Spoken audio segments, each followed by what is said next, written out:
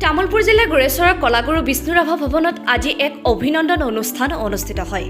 গুৰেশ্বৰ আঞ্চলিক ছাত্ৰ সন্থাৰ ভাৰপ্ৰাপ্ত সভাপতি ৰূপম ৰাজবংশীৰ সভাপতিত্বত অনুষ্ঠিত অনুষ্ঠানত হাইস্কুল শিক্ষান্ত আৰু উচ্চতৰ মাধ্যমিক চূড়ান্ত পৰীক্ষাত সুখ্যাতিৰে উত্তীৰ্ণ কেইবাগৰাকী কৃতি ছাত্ৰ ছাত্ৰীক আনুষ্ঠানিকভাৱে অভিনন্দন জনোৱা হয়।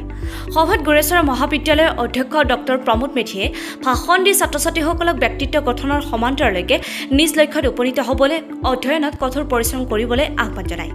অনুষ্ঠানত গুৰেশ্বৰ ছোৱালী হাইস্কুলৰ প্ৰধান শিক্ষক মফিদুল হক, সদৌ অসম ছাত্ৰ সন্থাৰ ৰাজ্যিক কাৰ্যনিৰ্বাহক দুলুজিত দাসকে ধৰি গুৰেশ্বৰৰ কেইবাখনো শিক্ষানুষ্ঠানৰ শিক্ষক আৰু অভিভাৱক উপস্থিত থাকে।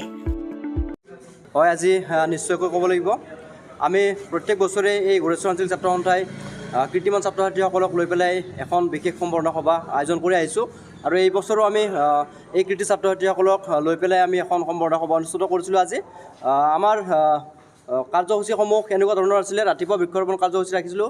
আমাৰ প্ৰথম কাৰ্যসূচী পতাকা উত্তোলন আছিলে। সদৌ অসম ছাত্ৰ সন্থাৰ পতাকা উত্তোলন কাৰ্যসূচী ৰাখিছিলোঁ। তাৰপিছত আমি শ্বহীদত মাল্যাৰ্পণ ৰাখিছিলোঁ। তেনেকৈ আমি 11টা বজাত আমাৰ যি সম্বৰ্ধনা সভা অনুষ্ঠান, এই সম্বৰ্ধনা সভা অনুষ্ঠান ৰাখিছিলোঁ। আমাৰ গোটেইকেইটা কাৰ্যসূচীয়ে আমাৰ ধুনীয়াকৈ সফল ৰূপ পালে আৰু এই সম্বৰ্ধনা সভাখনৰ জৰিয়তে মই ছাত্ৰ ছাত্ৰীসকলৰ বিষয়ে দুআষাৰ ক'ম যে ছাত্ৰ ছাত্ৰীসকলে এটা ভাল সুনাম কঢ়িয়াই আমাৰ গুৰেশ্বৰ অঞ্চলৰ লগতে সমগ্ৰ জিলাখনৰ লগতে সমগ্ৰ অসমখনলৈ এটা ভাল গৌৰৱ কঢ়িয়াই আনিছে। তাৰ বাবে ছাত্ৰ ছাত্ৰীসকলক এই অনুষ্ঠানখনৰ জৰিয়তে আমি অভিনন্দন জ্ঞাপন কৰিছোঁ। আৰু ছাত্ৰ ছাত্ৰীসকলক মই এটা কথাই ক'ম যে তোমালোকে এটা ভাল ৰিজাল্ট কৰিয়ে নিজকে ভাবিব নালাগে যে মই বহুত ভাল ৰিজাল্ট কৰিছোঁ, মই আৰু পঢ়িব নালাগে, তো নিজকে তেনেকৈ ভাবি পেলাই ডাউন হ'ব নালাগে। তোমালোকৰ কৰিব লগা কাম বহুত আছে। সমাজখনৰ হকে তোমালোকে বহুত কিবা কিবি কৰিব লাগিব। যিহেতু সমাজখনত ভাল ভাল কাম কিছুমান কৰিব লাগিলে মানুহে একচুৱেলি শিক্ষিত হ'ব লাগে। তো শিক্ষিত মানুহে সমাজখন আগবঢ়াই লৈ যোৱাত সহায় হয়। তো মই সেইকাৰণে ছাত্ৰ ছাত্ৰীসকলক এটা কথাই ক'ম যে তোমালোকে ভাল মানুহ হোৱা, ডাঙৰ হৈ পেলাই সমাজৰ হকে মাত মাতা, সমাজৰ যিবিলাক বেআইনী কাম আছে, যিবিলাক সমাজৰ বেয়া হোৱা কাম আছে, সেইবিলাকৰ হকে তোমালোকে ভাল মানুহ হৈ মাত মাতা, ডাঙৰ ডাঙৰ অফিচাৰ হোৱা, IAS হোৱা, ACS হোৱা, এইবিলাক হৈ পেলাই গুৰেশ্বৰৰ লগতে সমগ্ৰ অসমখনৰ হকে যাতে উন্নতিৰ হকে যাতে তোমালোকে মাত মাতা, এই আমি আশা কৰিম। আৰু আজি আমাৰ অনুষ্ঠানখনত বিশিষ্ট অতিথি হিচাপে আছিল আমাৰ গুৰেশ্বৰ নিৰ্দিষ্ট বক্তা হিচাপে আমি আমন্ত্ৰণ কৰিছিলোঁ গুৰেশ্বৰ মহাবিদ্যালয়ৰ অধ্যক্ষ প্ৰমোদ মেধি ছাৰক, আৰু আমাৰ উপস্থিত আছিলে মুখ্য অতিথি হিচাপে সদৌ অসম ছাত্ৰ সন্থাৰ ৰাজ্যিক কাৰ্যনিৰ্বাহক শ্ৰী দুলুজিত দাস ডাঙৰীয়া, আৰু আমাৰ আমন্ত্ৰিত অতিথি হিচাপে উপস্থিত আছিলে আমাৰ সদৌ তামুলপুৰ জিলা ছাত্ৰ সন্থাৰ সভাপতি সম্পাদককে ধৰি সমূহ বিষয়ৰ লগতে আৰু গুৰেশ্বৰৰ বিভিন্ন দল সংগঠন লগতে সংবাদ কৰ্মীসকল, এইখিনিয়ে আমাৰ সভাত উপস্থিত আছিলে।